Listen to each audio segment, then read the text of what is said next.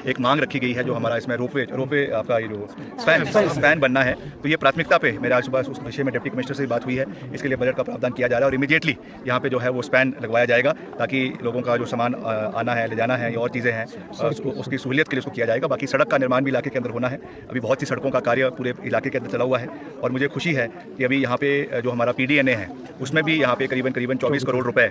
हमारे डिवीज़न को, बंजार के डिवीज़न को मिला है, जिसमें बहुत सा जो 2023 में नुकसान हुआ, 2024 में नुकसान हुआ, खास करके 2023 में हुआ, उसके जो डंगे लगने हैं, सड़कों का निर्माण होना है उसमें हुआ है। और ये भी मुझे खुशी है, अभी मैंने कुछ दिन पहले आपको जानकारी दी थी कि हमें जो हमने हिमाचल से मसले केंद्र से उठाए थे, उसमें हिमाचल को 2300 करोड़ रुपए जो है वो PMJSY के चौथे चरण में हिमाचल को स्वीकृत हुए हैं। और उसमें मुझे खुशी है इस बात की कि जो बंजार हमारा विधानसभा क्षेत्र है, यहाँ पर करीबन 20 सड़कें जो है इसमें स्वीकृत हुई है, जिसमें करीबन 120 से 130 करोड़ रुपए 142 करोड़ रुपए की स्वीकृति हमारे बंजार डिवीजन को मिली है। तो ये मैं समझता हूँ कि हम सबका सहयोग है, सबका जो है इस इलाके के लोगों का सकारात्मक प्रयास है, जिसकी वजह से ये परिणाम मिले हैं। और हम समय पर इन कार्यों को पूरा करने का पूरा प्रयास करेंगे ताकि जितना भी इलाके के अंदर डिजास्टर हुआ, मुश्किल सड़कें हैं, मुश्किल इलाके हैं, वहाँ की कनेक्टिविटी को बेहतर किया जा सके। और ये जिस गाँव में हम आए हैं, यहाँ पे भी मुझे बताया गया कि इसका सर्वे भी उन्होंने PMJSY 4 के तहत किया गया था, मगर आबादी कम होने की वजह से ये शॉर्टलिस्ट नहीं हो पाया है। मैंने अभी डिपार्टमेंट को उसमें निर्देश दिया है कि इसको भी उसी के सर्वे के अंडर फिर से उसका जो है एक एस्टिमेट बनाएं। हम फिर से कई रोड जो सड़कें छूट गई है,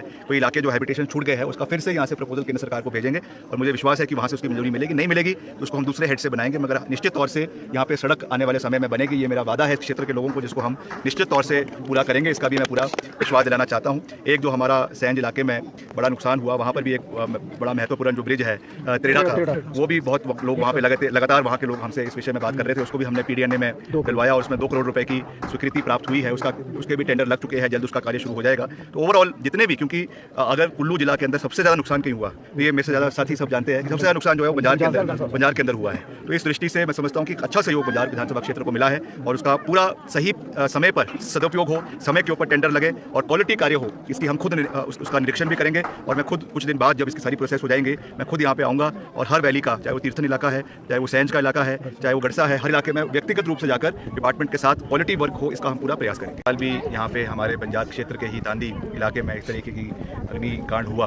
और इस बार फिर से हमारा जो सर्दियों का भी मौसम शुरू हो रहा है और यहाँ झनियार गांव में जो है ये बहुत भीषण अग्निकांड हुआ, जिसमें बहुत से घर यहाँ पे जो है वो तबाह हो गए हैं, जलकर राख हो गए हैं। इसका हमको बहुत खेद है और इसीलिए आज मैं यहाँ पर उपस्थित हुआ हूँ और मुख्यमंत्री जी ने भी इसका जो है वो संज्ञान लिया है और यहाँ पे पूर्ण सहयोग और सहायता